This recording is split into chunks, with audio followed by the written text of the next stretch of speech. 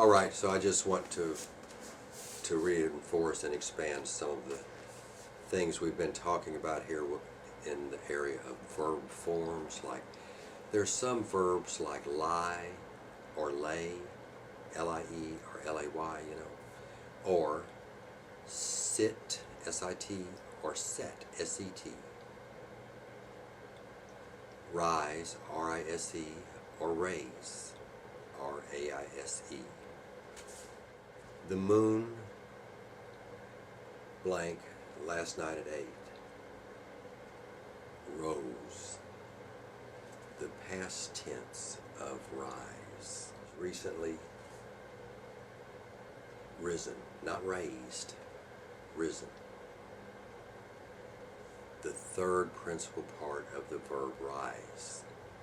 After the sun had risen, Ralph lay down yesterday. Lay. It's the past tense of lie in this case. If this doesn't make sense, it will make sense later. You have to do a little background work on some of this. The shovel, lie, lay, lane, L-A-I-N. She had lain down earlier in the evening.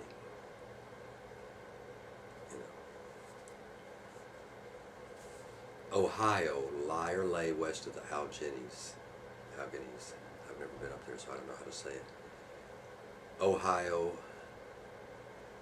lies, L-I-E, and since Ohio is singular, it's L-I-E, it lies west. When you talk about something exists, you use the present tense.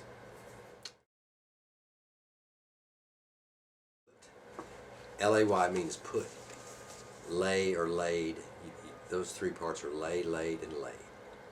You can remember this if I can. Lay, laid, laid means to put. Put something. You lay this down. Yesterday I laid it, and I already have laid it down. And the other verb is lie, lay, and lay. I know it's confusing, but I didn't make all this up.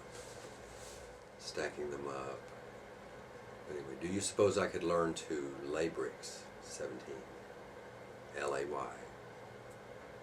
Because it means to put bricks. So they're making a point of this. Let's see.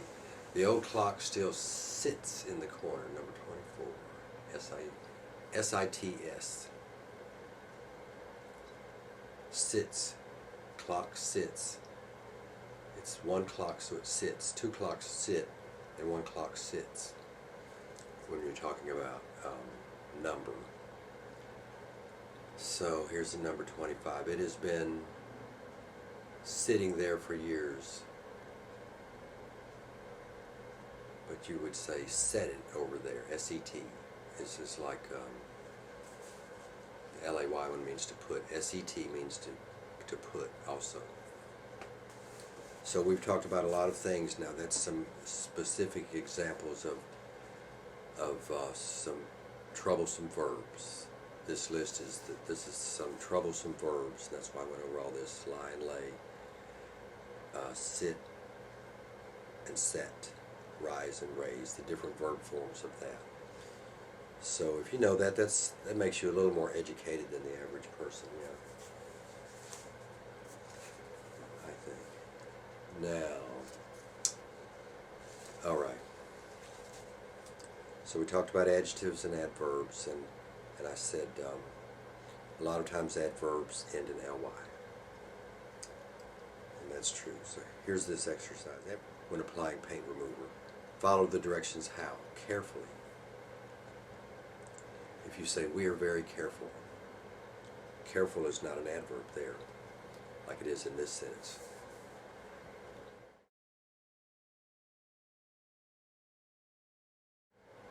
Radio is an entirely democratic institution because it aims to give the public what they want. You would not say radio is an entire democratic institution, you see. Entire used as an adjective without ly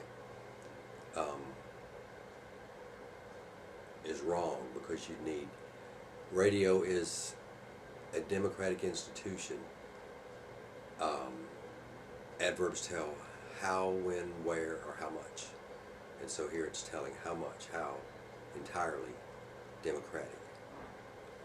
Entire always means complete, but like it, if it's used as an adjective, it has to tell which one, what kind, or how many.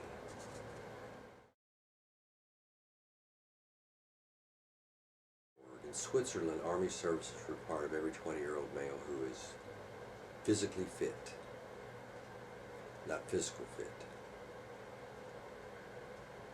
The men slipped silently into the darkness. You would say the men were silent, but silently, how did they slip silently? So and it always depends on the sentence, the context, as they say.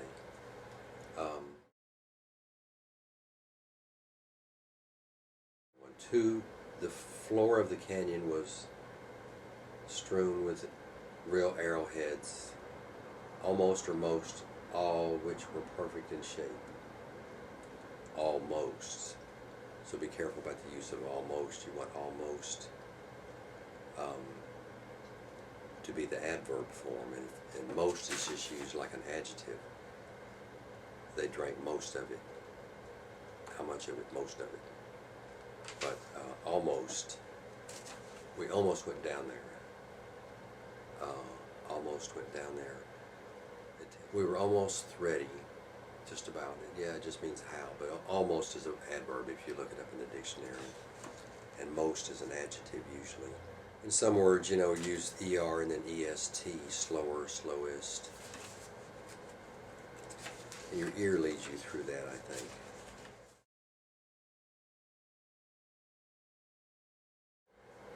This again is specific instances of adjectives and adverbs. The word in question is serious or seriously. He should take his profession more seriously. You need an adverb, how much? The poor fellow, sure or surely, did feel bad. Surely, because it tells to what extent. That's an adverbial function. Okay, here's an irregular one. Owls can see good at night or well at night. How can they see?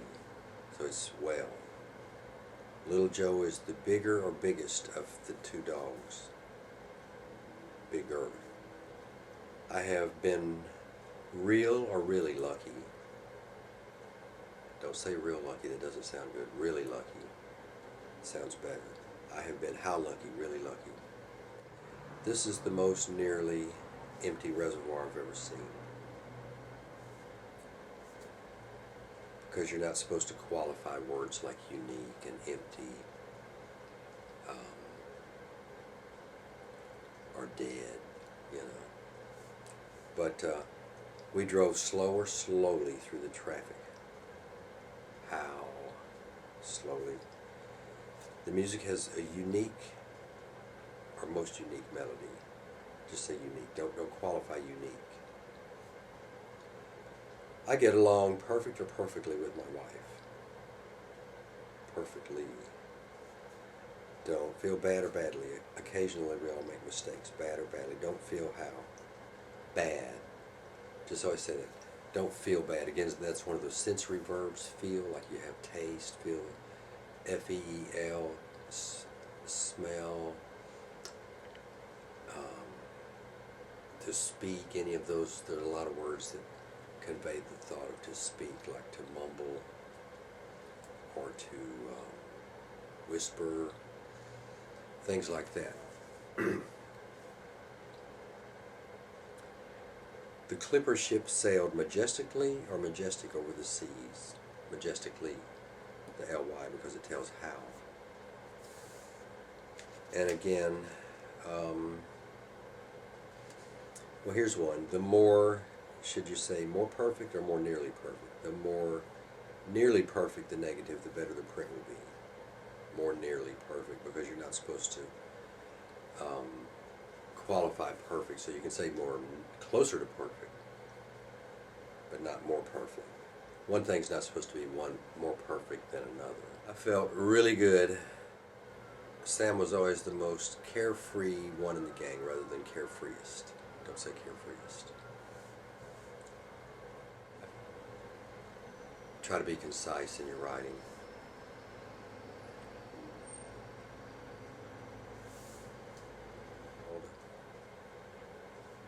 Loud or loudly for help. How did he call loudly is better. And if you want loud used as an adjective, we'll see. He had a loud voice. There, loud modifies a voice. Tells what kind of voice. So, should you say this is sure a good game or this is surely a good game? This is a good game. You would want to say surely a good game. This is surely a good game. The team is certainly playing good or well. Well. Don't say playing good, playing well. Most or almost all students are glad to be excused from class occasionally. Almost all. Use almost as an adverb to tell to what extent almost all. He is feeling some or somewhat better today. He is feeling how much better? Somewhat. Somewhat better. You could say, I want some of the pie. I want some. Yeah, it tells how much. So, it's an adjective. And somewhat is the verb, adverb. Somewhat is always the adverb and some is the adjective. When the question is between some and somewhat. Okay, so I hope this helps you. There are a lot of exercises out there. Here's one. Mr. Sharp was always somewhat or kind of nervous when his wife was driving. It's better to use somewhat than kind of. Use kind of, when you're really talking about what kind of something. This is a certain kind of guitar or whatever.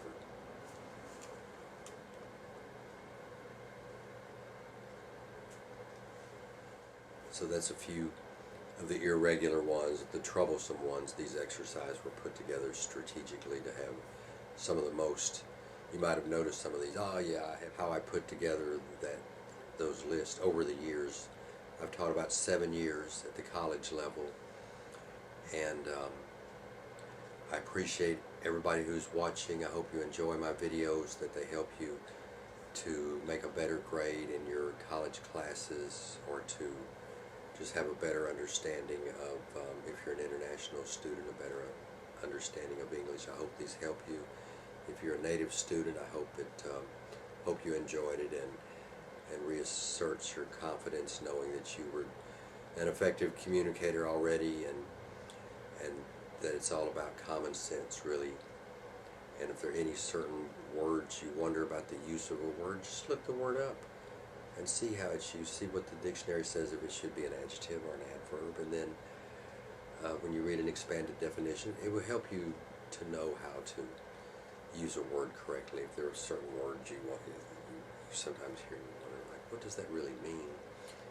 Look it up and read those definitions, and then that can be part of your vocabulary if that's something that you are fascinated with. And so I hope you have a great day. Thanks so much for watching, and I'll talk to you later.